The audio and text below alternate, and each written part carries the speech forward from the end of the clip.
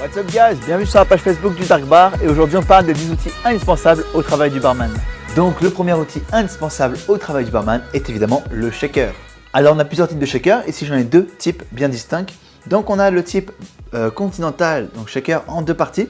Une partie en acier inoxydable et l'autre partie en verre, assez épais, généralement un rebord assez épais. Pourquoi? Il peut nous servir de verre à mélanger ou de verre à shaker au besoin. On peut se le défaire de cette façon-là, très simplement.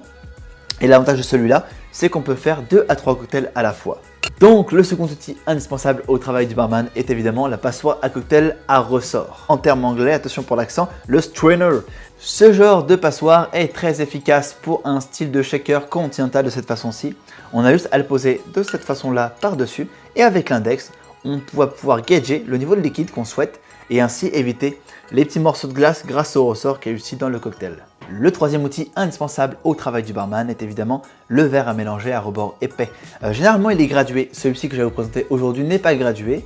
C'est pas grave parce qu'en fait ce verre là est utile pour deux choses. Donc d'une, le verre est mélangé et de deux, dans le shaker que l'on a vu tantôt de type continental, tout simplement à faire la seconde partie du shaker.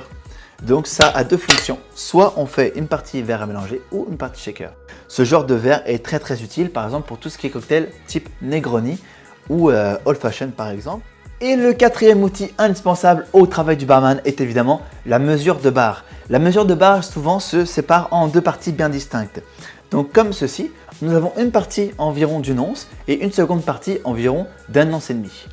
Les quantités en millilitres si vous préférez, nous sommes sur du 33 ml ici et du 44 ml de ce côté-là. C'est qu'on peut twist en 1 once ou 2 onces assez facilement pour verser dans un cocktail. Et le cinquième outil indispensable au travail du barman est évidemment la cuillère à mélanger d'environ 10 pouces. Il y a plusieurs fonctions souvent aux cuillères de bar. Donc ici j'en ai deux. J'ai une petite cuillère pour la dégustation, une petite fourchette pour enlever les résidus non nécessaires et au milieu un petit format twist pour pouvoir le touiller. Et le sixième outil indispensable au travail du barman, en fait son ex-aequo, c'est la pince à glace ou la pelle à glace, dépendamment si vous voulez plus de glamour ou non. Et le septième outil indispensable au travail du barman est évidemment la planche à découper. Ici j'ai une planche d'environ 20 pouces, une planche en bois traité.